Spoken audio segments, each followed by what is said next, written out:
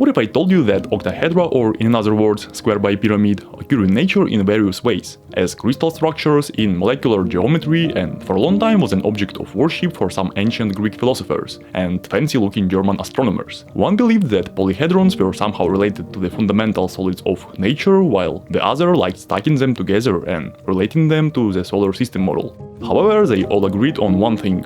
It looks really cool. So today I'm gonna build one from brass using freeform construction method. What is freeform construction, you ask? That's a simple method where you connect pieces together point to point without any additional parts like PCBs or connectors. It has existed since the beginning of the electronics era and is still used today to directly solder bulky and heavy electronic components together. Even though in photos it doesn't always look amazing, there's another side to it, cause it was perfected to the level of art by one guy. The main idea behind his designs and anyone who follows him is that circuits should be not only functional but also beautiful, sometimes even more beautiful than functional. That's why brass is the main wiring element used for connecting pieces together. It's harder than copper and has this nice yellow color. Not gold, but still shiny and much cheaper. Also, working with brass is quite easy, especially soldering it. The only secret behind it is that there is no secret at all.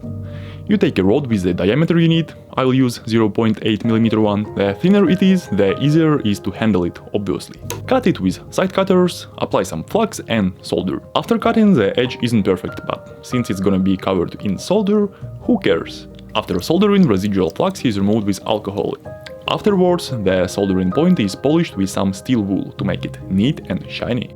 Obviously that during soldering pieces tend to move, probably because brass is scared of heat and tries to run away, so they have to be fixed somehow. The easiest way? Scotch tape them to a sheet of paper with a printed pattern of the figure you need. After that,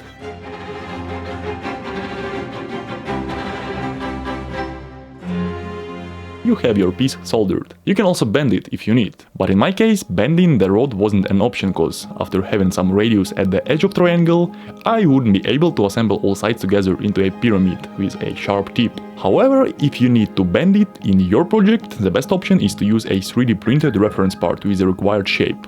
If you're a perfectionist, of course. If you are not, you can do it however you want and still get a GE quality, which stands for good enough. After one more.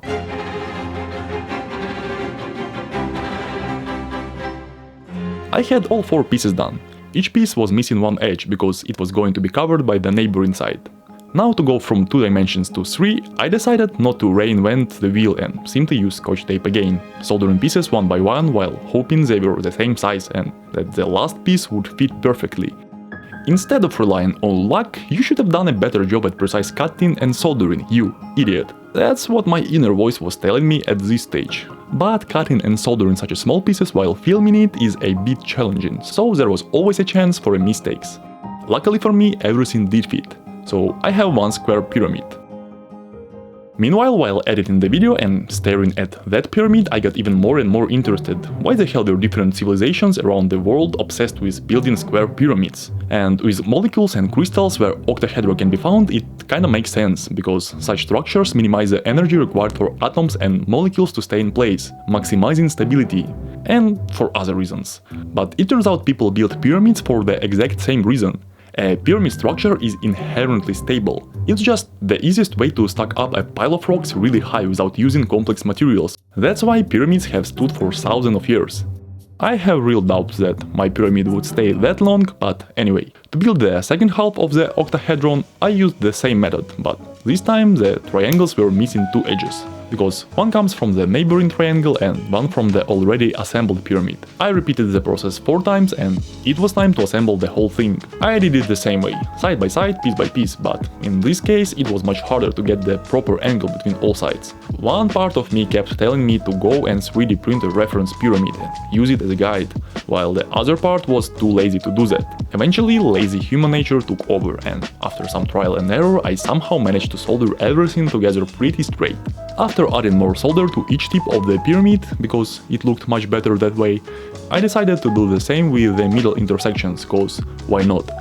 Once the full octahedron was done, it was just the right time for a bath in 99% alcohol to remove the residual flux and all the dirt that had stuck to it during the process. After drying and rubbing it with steel wool from all sides, It finally looked neat and shiny. By the way, if you don't want to mess around with point-to-point construction, you can always order PCBs and do it much faster on a bigger scale with the sponsor of this video, PCBWay. The cool part that you can order not just PCBs but also their assembly if needed, plus enclosures for your future device, because PCBWay also does CNC machining, laser cutting and injection molding. They have an extremely user-friendly website, so you can order parts in just a few clicks. Just add the PCB parameters you need and the website calculates the price instantly. Reference link for the PCBWay is in the description. Now, time to make a stand for the pyramid and add some LEDs. I made it from the same brass rods, inserting them into a piece of wooden board, which I cut with a handheld jigsaw.